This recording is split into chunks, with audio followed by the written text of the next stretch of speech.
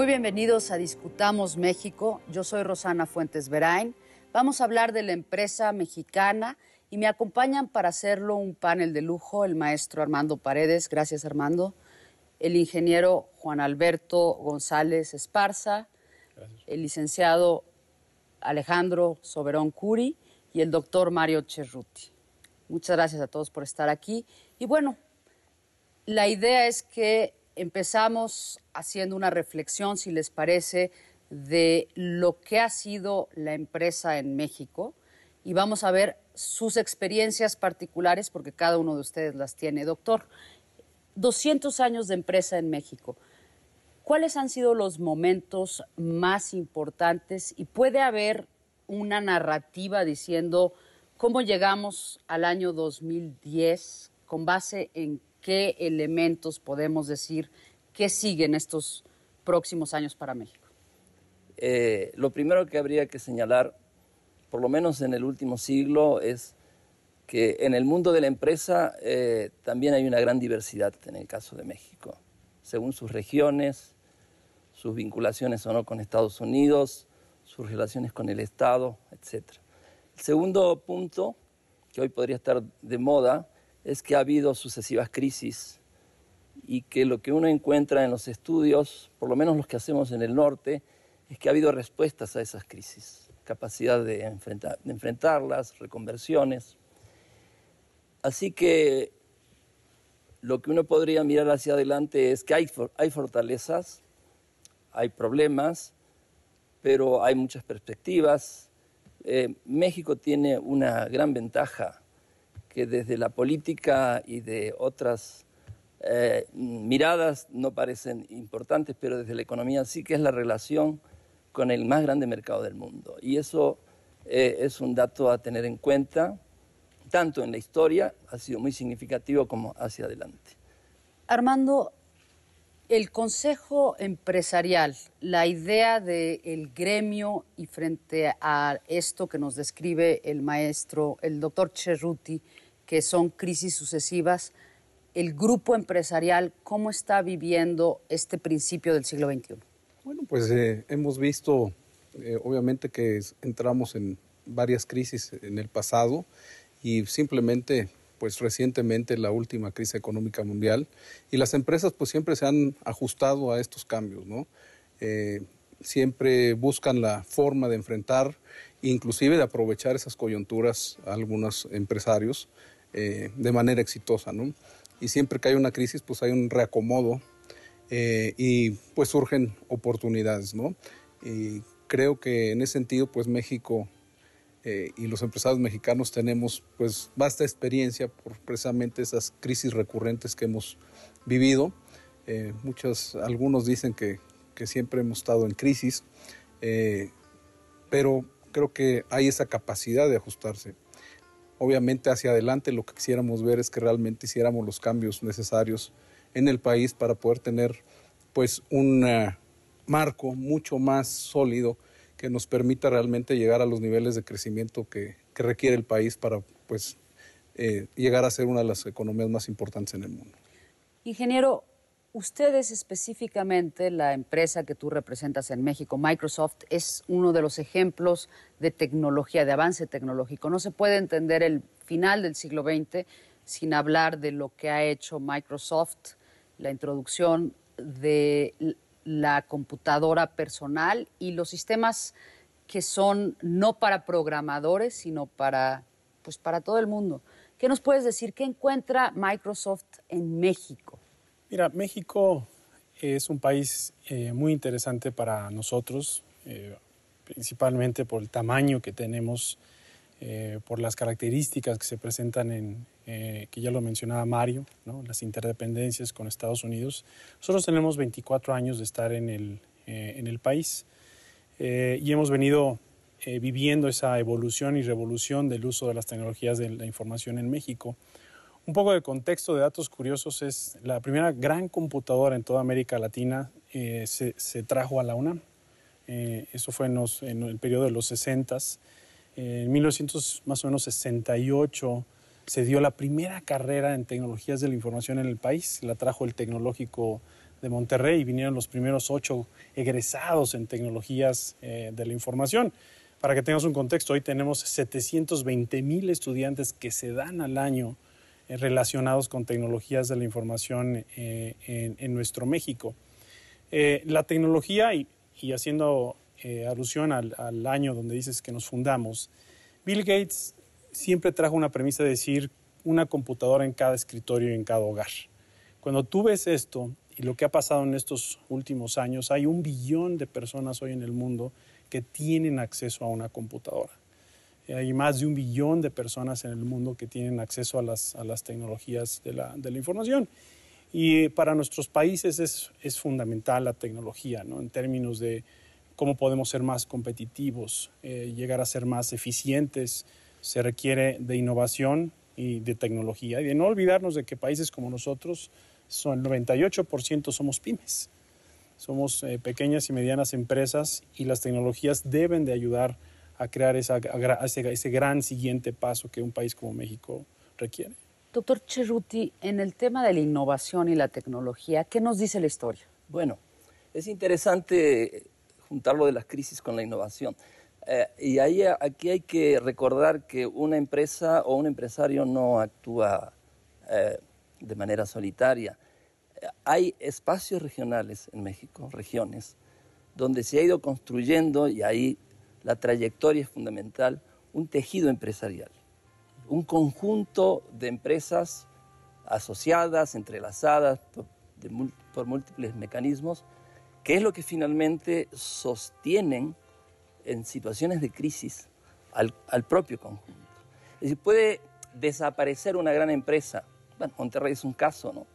Pero hay todo un tejido empresarial que sostiene y permite al conjunto salir adelante. Y una de las claves es que la respuesta, que tiene que ver mucho con la innovación. Nosotros hemos estudiado muy en detalle la gran crisis del algodón en la comarca lagunera en los años 50. Observen el momento, 1950, es la época gloriosa de la industrialización en México, pero la laguna tiene una gran crisis. El algodón no puede funcionar más.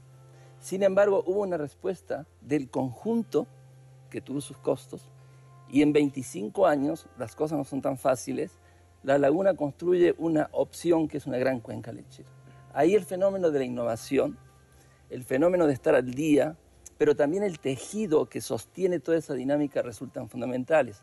De manera que no solamente la historia, sino las regiones, habría que tenerlas en cuenta para saber hacia dónde puede ir de aquí en adelante, no una empresa, sino México en su conjunto. Es muy interesante que el doctor nos ofrece la visión del historiador, el largo plazo del historiador. 20 años de una empresa, él habla de 25 años. El mundo del servicio, del espectáculo, del entretenimiento, que es lo tuyo, Alejandro, ¿hacia dónde va y cómo has visto evolucionar esto en la historia? Porque cuando yo era niña no había espectáculos en vivo en México. No sé exactamente cuál era la razón. Me dicen mis hermanos mayores que era una especie de censura, ¿no? Es una realidad en los últimos 20 años y valdría la pena analizar y poner un poco de contexto. A finales de los 80, a principios de los 90, viene una apertura, viene un deseo de integración de México hacia el mundo, ¿no? Es el momento del Tratado de Libre Comercio, es el momento de darnos cuenta que el futuro de nuestro país está en una integración mundial y en el mundo de la cultura y del entretenimiento pues no puede ser una excepción.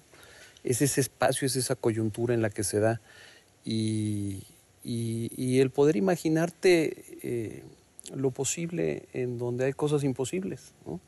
El por qué hay algo que no sucede en algún momento, por qué no se da una experiencia y que finalmente alguien se imagina que es posible y que las condiciones también se den en ese momento, ¿no?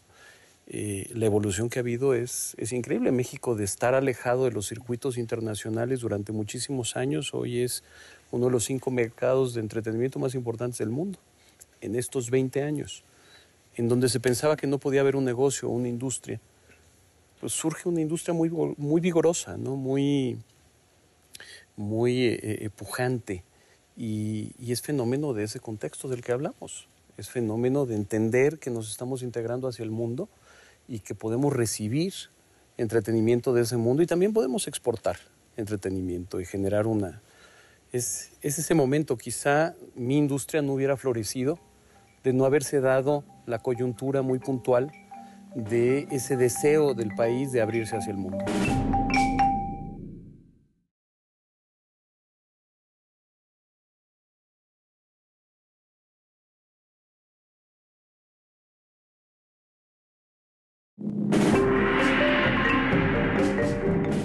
En el tema de la innovación y la tecnología, ¿qué nos dice la historia? Bueno, es interesante juntarlo de las crisis con la innovación.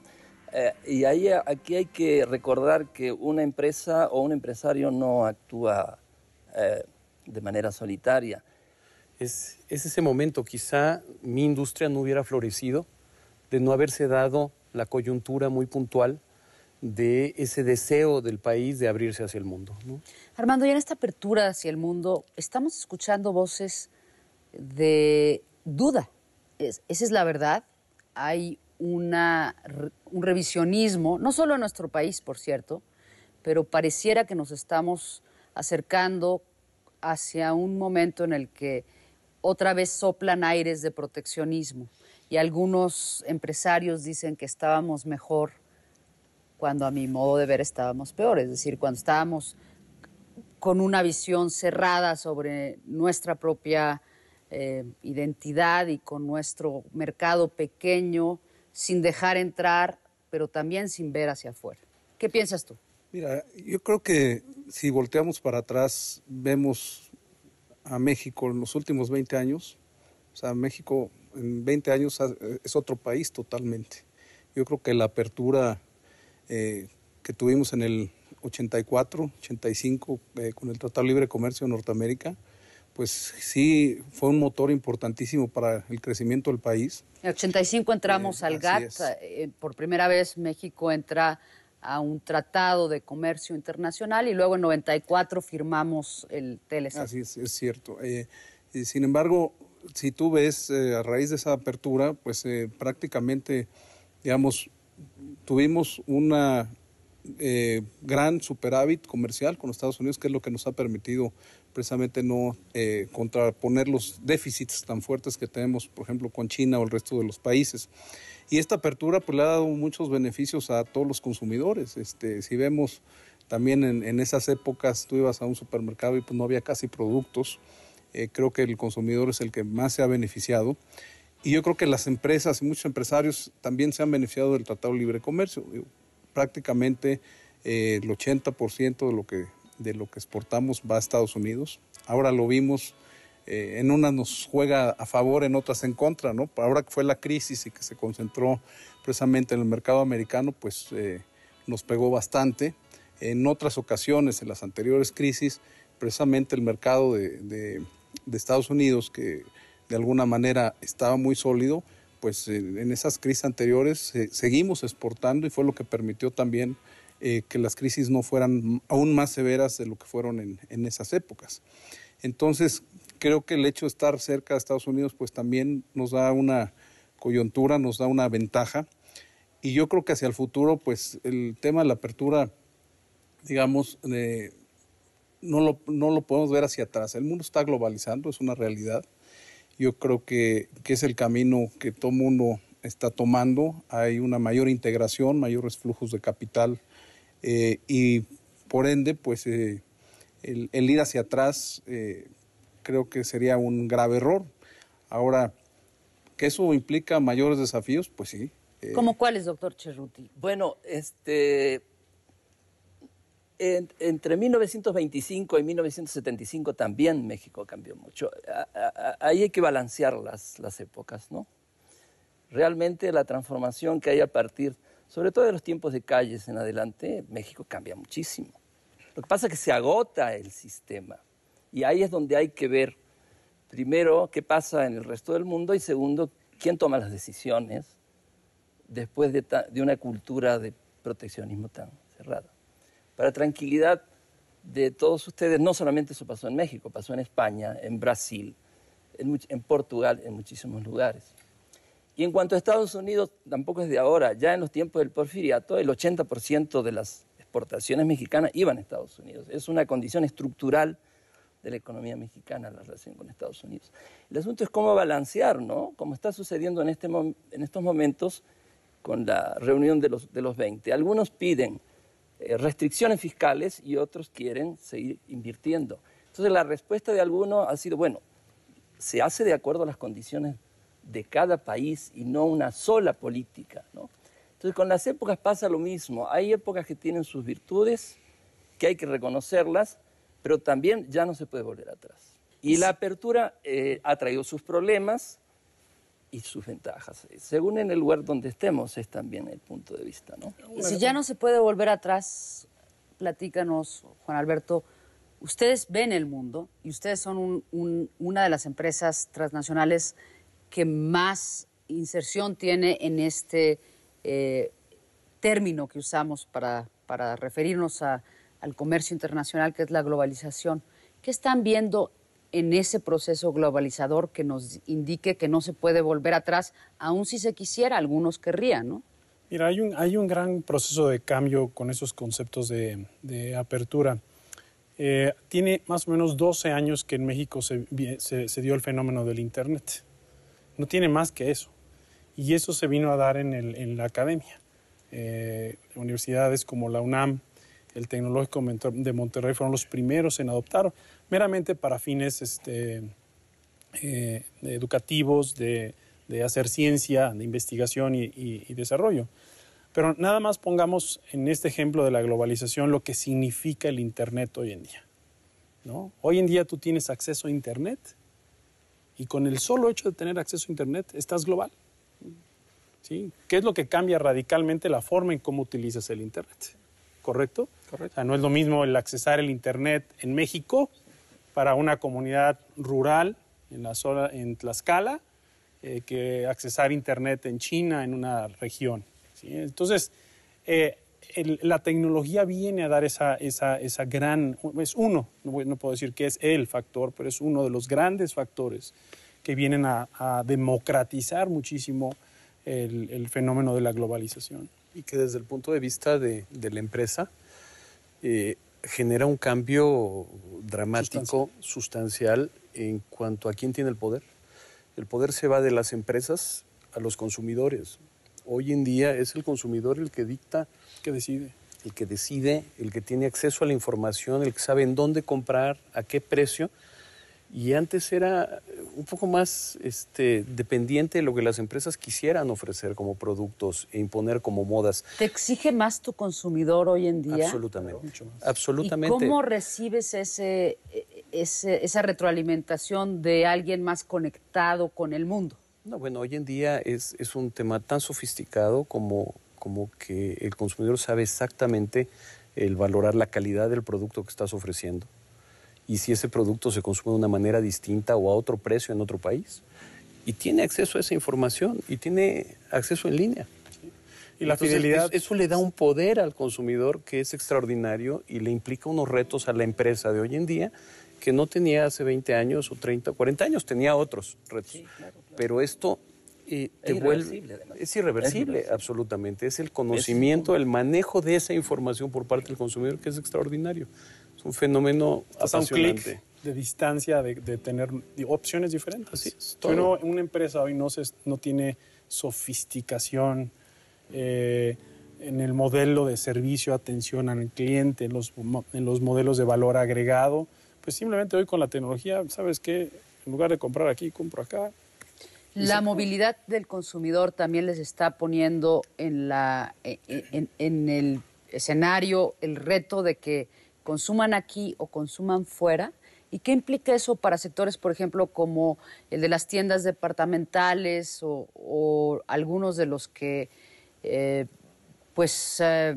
tienen productos que pueden indistintamente, gracias a la apertura, comprarse dentro del país o fuera del país, Armando? ¿Qué está pasando ahí? Hay mucho más competencia y yo te diría que ahí es donde vamos precisamente el reto desde el punto de vista más grande que tiene el país, cómo mejoramos la competitividad del país para que las empresas sean más competitivas y puedan competir con precisamente empresas en otras partes del mundo, ¿no? Precisamente porque hoy tienes esa opción de poder accesar productos de otros países que pueden ser mucho más competitivos. Y ahí, bueno, la empresa tiene que hacer su parte, pero también, y hoy que estamos precisamente hablando de los grandes desafíos que tiene México, es cómo mejoramos la competitividad del país, cómo le hacemos para hacer los cambios estructurales que están pendientes y que podamos realmente tener un entorno mucho más competitivo que permita que se desarrollen las empresas, que permita atraer talento. Hablaban precisamente de ese tejido que se genera en las ciudades y las ciudades competitivas hoy pues son las agrícolas, que... En zonas agrícolas también ha sucedido eso. No, el campo, perdón que te interrumpa, el sector agrícola en México en algunas áreas es muy competitivo y eso habría que difundirlo un poco más. Y es por lo que estás comentando, la incorporación permanente de tecnología, la renovación y ser exportadores desde tiempos pasados. Pero los desafíos a los que tú te refieres, vamos a hablar del gorila en el cuarto, son algunas reformas no hechas y otras presencias que seguramente usted nos corregirá. No es el único periodo en la historia de México que el Estado enfrenta un desafío de carácter muy evidente en el tema de seguridad. Hay otros periodos, lo hemos comentado, pero hay elementos que un empresario no puede arreglar. Un empresario puede evaluar su riesgo y lo hace, pero hay otros riesgos de carácter genérico que le corresponden al Estado, ¿no? La seguridad es uno de esos, ¿no? ¿Qué piensan de eso, doctor? Bueno, es un tema muy complejo el que está enfrentando México en ese sentido y en este momento. Sí ha habido tiempos difíciles, les puedo mencionar 4 o 5 rápidamente, pero si les cuento la historia del empresario del Monterrey, la guerra con Estados Unidos, la guerra de reforma, las crisis de la revolución, la crisis del 29 y todo lo que viene después. Pero esto tiene una complejidad especial, la cuestión de la seguridad ahora, y realmente no estoy seguro yo de poder decir cómo se puede arreglar. Es demasiado complejo y no hay que ser muy frívolo en plantear soluciones. Le dejo la palabra a los empresarios.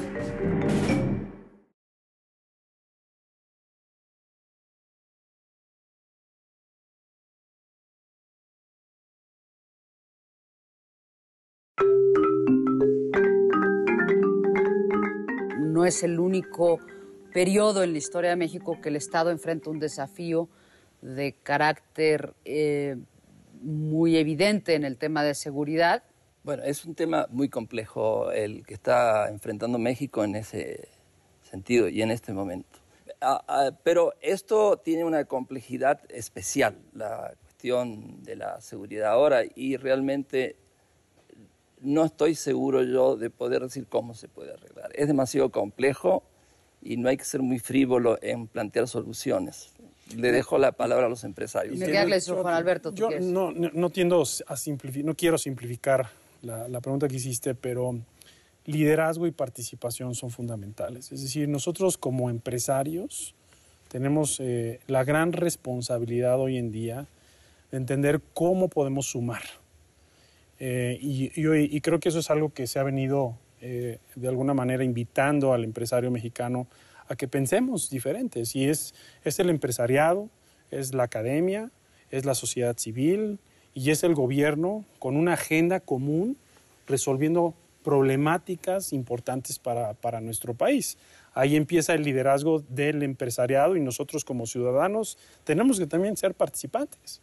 Tenemos que dejar de ser el ciudadano cohibido, que no habla o que no levanta la mano. Entonces, y eso debe de empezar a generarse pensando en el largo plazo del país. Para mí esas son dos piezas fundamentales. Quizá empezar por reconocer que es un tema que está presente, que es un tema complejo. Muy complejo. Muy complejo. Como decimos aquí, es un tema muy complejo. No se Es un tema que está afectando a la marca México.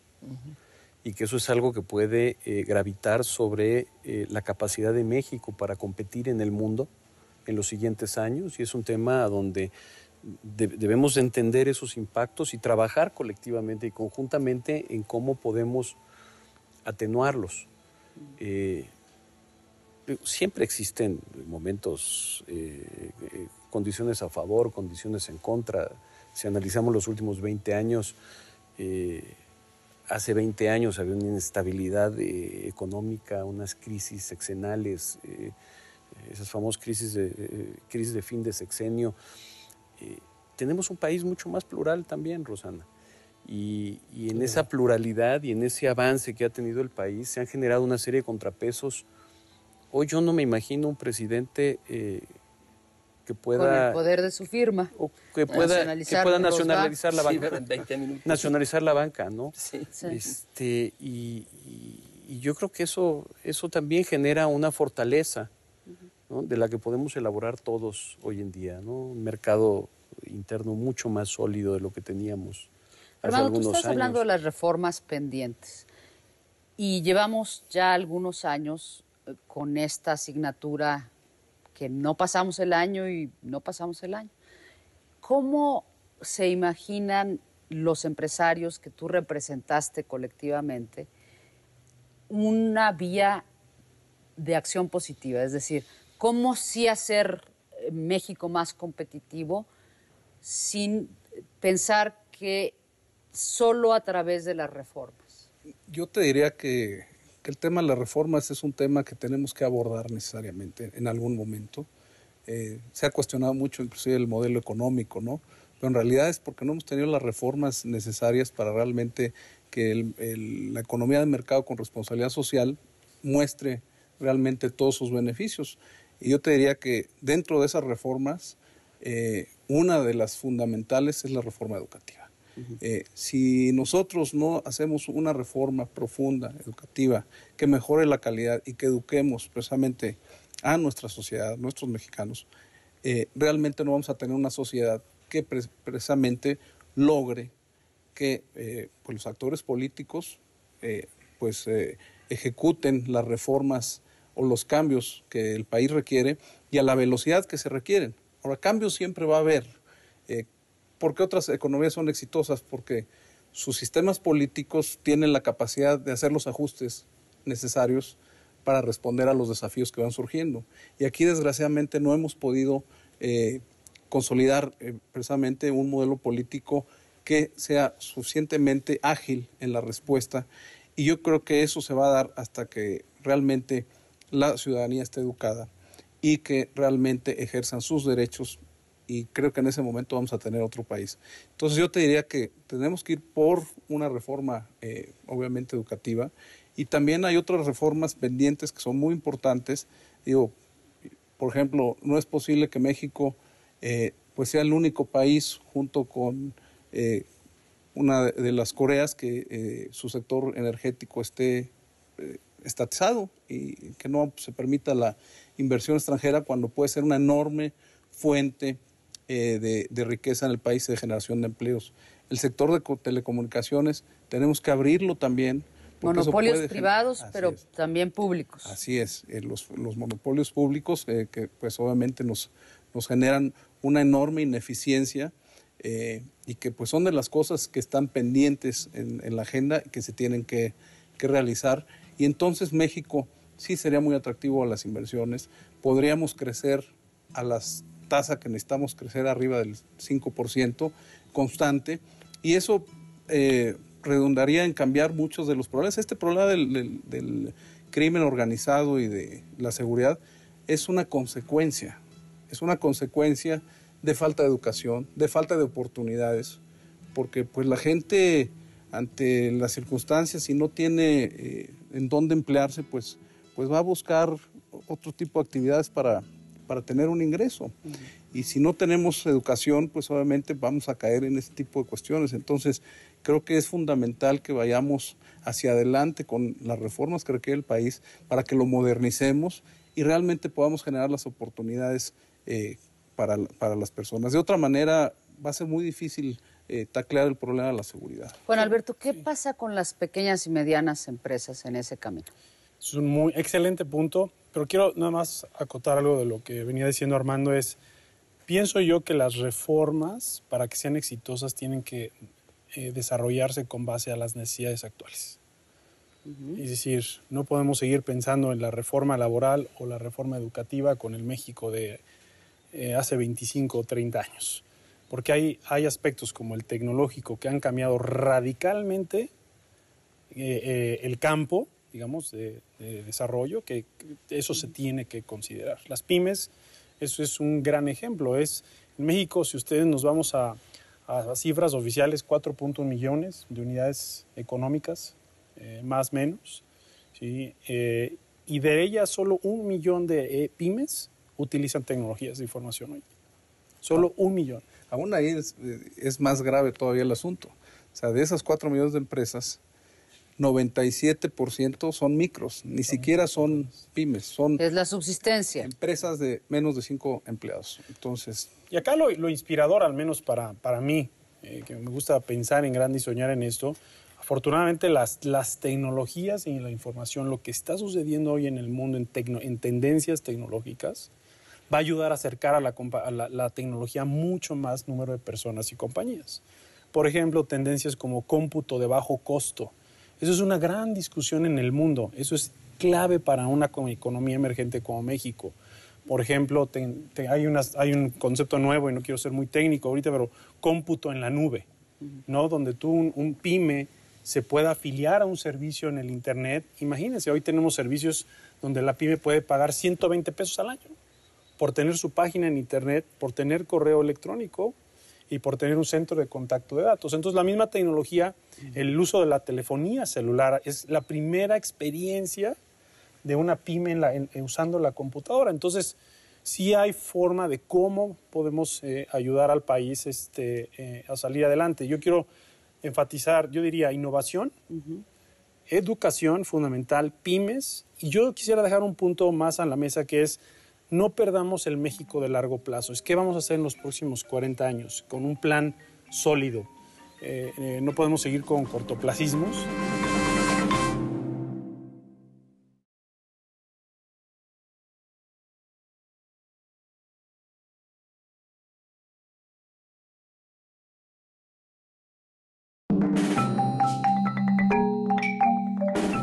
¿Qué pasa con las pequeñas y medianas empresas en ese camino? Afortunadamente, las tecnologías y la información, lo que está sucediendo hoy en el mundo en tendencias tecnológicas, va a ayudar a acercar a la tecnología a mucho más número de personas y compañías. No perdamos el México de largo plazo. ¿Qué vamos a hacer en los próximos 40 años? Con un plan sólido. No podemos seguir con cortoplacismos, tratando de resolver. Hay un muchacho, Alejandro, en algún garage del país, sí, que sueña con hacer un emporio del entretenimiento, con ser empresario. Hablaste de la asignación de riesgo, de que ese es uno de los elementos que para todo empresario es básico, que puedas ver a largo plazo. ¿Qué estás viendo tú en ese largo plazo de México? Mira, yo comparto lo que dice Armando. Se necesitan las reformas. ¿Qué reformas? A mí me gustaría ver también una reforma que volviera más eficiente al Estado. Tenemos un Estado que eventualmente dejará de recibir recursos del petróleo. Tarde o temprano nos va a suceder. Y si no nos volvemos un Estado mucho más eficiente y más competitivo, para que también los servicios que nos provee el Estado sean más competitivos, en general, va a ser complicado, ¿no? Estamos enfrentando un nuevo mundo. Ese mundo post-crisis, depresión mundial, en donde vamos a tener un socio americano que no va a crecer a la velocidad que venía creciendo, donde vamos a tener otros actores en el mundo con una mucho mayor influencia, los mercados orientales. Entonces sí tenemos que volvernos un país mucho más ágil en ese sentido, Rosa. Yo tengo una visión muy optimista, esa es la verdad. Yo volteo a ver el día de hoy. ¿Un empresario siempre tiene que ser optimista? Pues mira, no siempre. Yo creo que hay que tener una dosis de realismo, sobre todo en las cosas, pero nunca caer en el desánimo. Siempre va a haber tropiezos, siempre va a haber problemas. El empresario que diga que no ha tenido problemas es que no está siendo totalmente franco, ¿no? Se pasa por ciclos, los mercados tienen ciclos, las empresas tienen ciclos. Pero precisamente cuando puedes tener un bloque de una visión que ya conjunta 20 años, 30, 40 años, te das cuenta que parte de esas coyunturas y de esas crisis eran fundamentales para que te reinventaras. Creo que las empresas que han perdurado son las empresas que han logrado reinventarse en medio de esta competencia, ¿no? Y siempre, y esa es una constante. Sí, hay quienes teorizando dicen que el empresario es el actor que es capaz de enfrentar la incertidumbre. Lo dan como el dato mayor. Siempre tiene la incertidumbre enfrente. Respecto a lo que comentabas, el mundo de la informática ha revolucionado espacios basados en pequeñas empresas. El caso italiano ha sido el más sensacional y el más estudiado. Y en cuanto a políticas públicas, es fundamental la política pública, y ahí realmente a veces uno cree que los que no ven el panorama son los que manejan la política pública. Incluso en los años del proteccionismo, que se lo censura ahora bastante, pero yo recuerdo, porque hemos revisado los informes del Banco de México, de políticas públicas muy coherentes. Esto que sucedió, por ejemplo, en La Laguna, lo que pasó en el Valle del Yaqui con la Revolución Verde, tenía que ver también con políticas públicas, con desarrollo de la investigación aplicada. Todo eso es una experiencia, no solamente mexicana, sino de otros países. Pues es cuestión de tomarlas y llevarlas adelante. El Valle del Yaqui, por cierto, nada más para precisar, el Valle del Yaqui hubo una política pública primero de riego, luego de exportación, y hoy uno de los estados más exportadores de jitomate en específico es Sinaloa, donde hay una convivencia de procesos, algunos muy desafiantes en cuanto a temas de seguridad, pero un empresariado que es pujante, ¿no? Sinaloa vive con el problema del narcotráfico desde hace 50 años, ¿no? Han sido los grandes protagonistas, pero a la vez exporta a Estados Unidos hortalizas desde 1915. Okay. Entonces, ¿cómo lo han combinado? En cuanto al yaqui, el yaqui tiene un problema ahora que es la cultura del trigo, que no da para más y se está reconvirtiendo. Se han convertido en exportadores de carne porcina, están en la acuacultura, en fin, no se para el proceso. Lo único que uno puede decir es que hay experiencias, tanto en México como fuera de México, útiles para ser aplicadas como políticas públicas. Y ahí el problema entonces ya pasa al que dirige la política pública, no solamente al empresario. Y al ciudadano que exige cambios, ¿no? Alejandro, ¿querías decir? Sí, al ciudadano claro que exige cambios, y también el poder encarar las cosas por su nombre correcto, ¿no? Aquí yo veo con mucha preocupación el día en que lo ilegal se volvió informal. Cuando utilizamos el término de informalidad para definir una serie de conductas ilegales. Entonces, uno de los grandes retos que tiene el país es fortalecer su Estado de Derecho. Sin duda.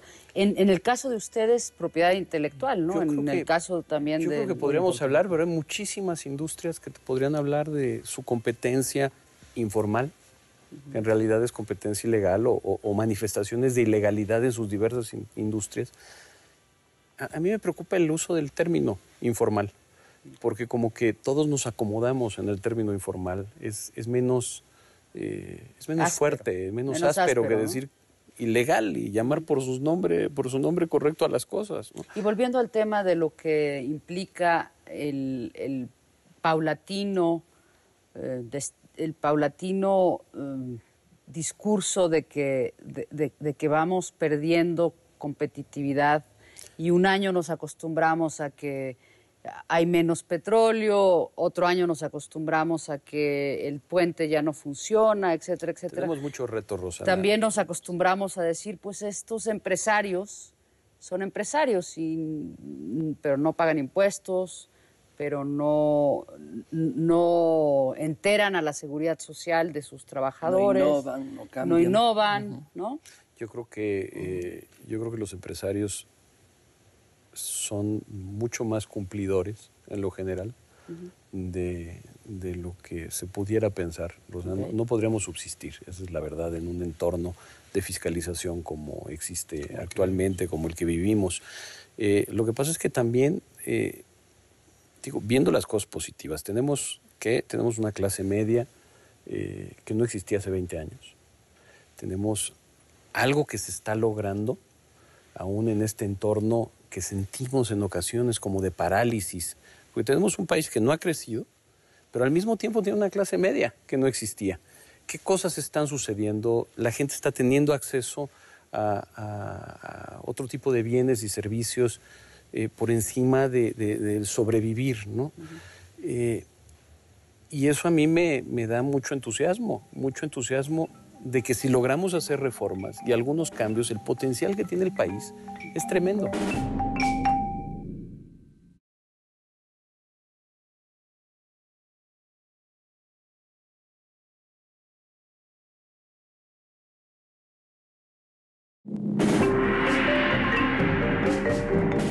Pues estos empresarios son empresarios, pero no pagan impuestos, pero no enteran a la seguridad social de sus trabajadores. No innovan, no cambian. No innovan, ¿no? Yo creo que los empresarios son mucho más cumplidores en lo general. Y eso a mí me da mucho entusiasmo de que si logramos hacer reformas y algunos cambios, el potencial que tiene el país es tremendo. Y efectivamente hoy hay una clase media mexicana muy pujante que busca información, que está conectada con el mundo, pero no necesariamente hay toda esta historia empresarial tan favorable. El empresario no es en nuestro país, y digámoslo abiertamente, un modelo a seguir en muchos espacios. Precisamente por este tema de la informalidad, a lo mejor hay otros que piensan que hay que seguir el modelo más informal. ¿Qué peso tiene esto de la idea de los empresarios y de que sea deseable ser empresario en México? Mira, yo te diría que ojalá en nuestro país resolviéramos mucho esta parte de la informalidad. Para mí es un desafío el hecho de que el 97% sean microempresas. Ojalá tuviéramos muchas pequeñas y muchas medianas y muchas grandes, ¿no? Aquí hemos muchas veces satanizado a las empresas grandes y yo te diría que tenemos empresas de clase mundial y que son un ejemplo hoy a seguir y que tenemos empresas que ya están siendo jugadores globales.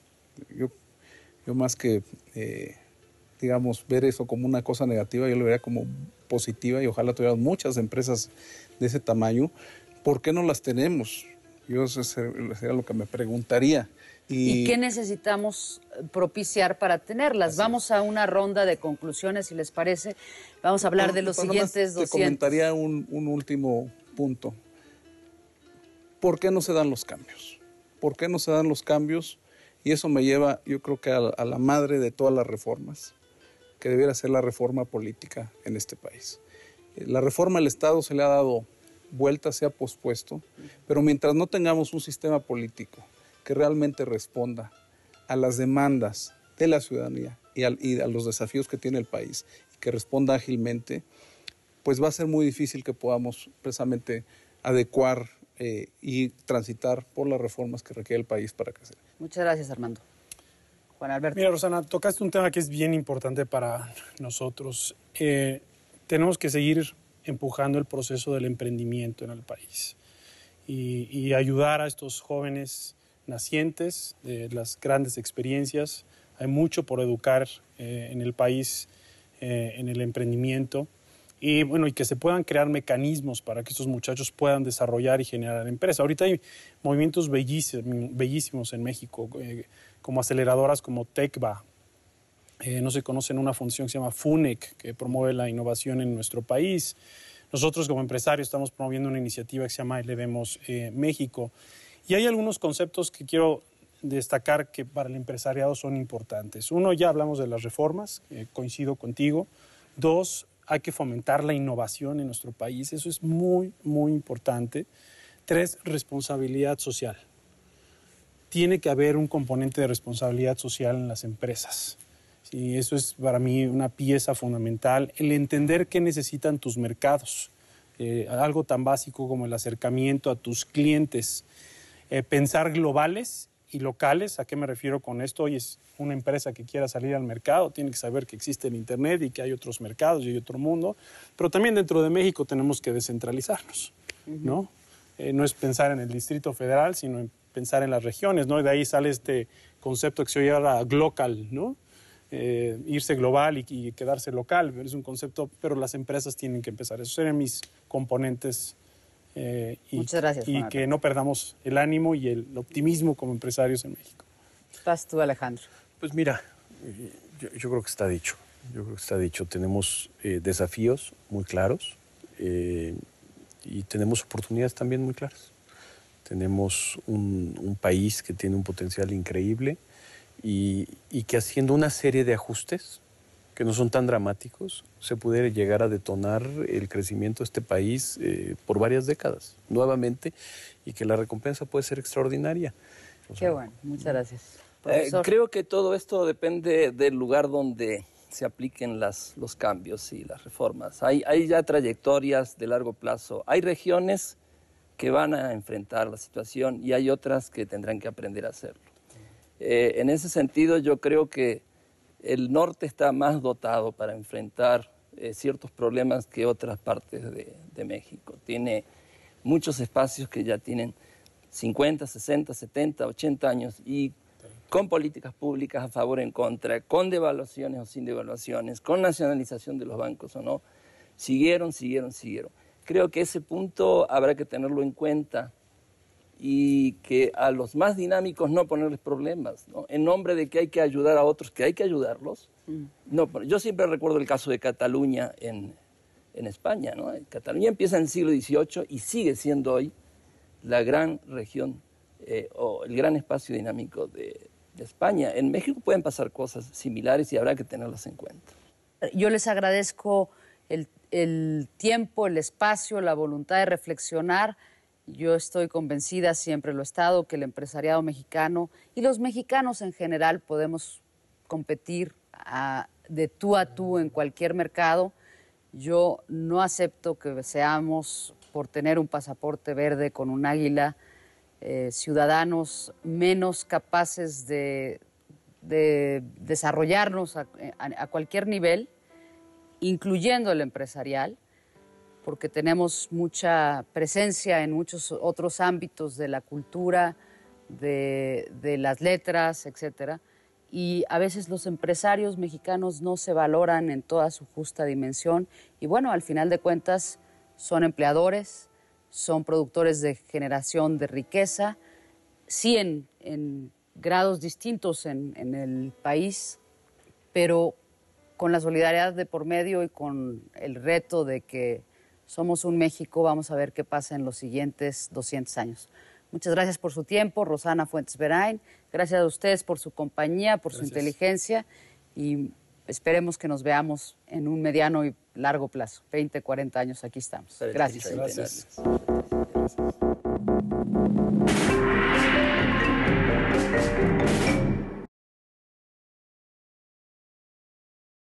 Si para los civiles y las instituciones civiles la transición democrática no fue fácil, yo imagino que también es difícil esta transición, hacer esta transición para las Fuerzas Armadas. Están gravitando principalmente sobre la inclusión, desde la equidad de género, la inclusión de la participación ciudadana. Una doctrina militar que tenga que responder más a un país que se ha urbanizado, en donde el nivel educativo se ha incrementado, en donde los rejuegos internacionales son diferentes. Las fuerzas policíacas se han corrompido y de alguna manera han dejado precisamente su función hace mucho tiempo. Eso es lo que recibe un soldado, sus deudos de pensión cuando ha muerto por su ejército, por la sociedad mexicana y por México, 6,000 pesos, lo cual es una profunda injusticia.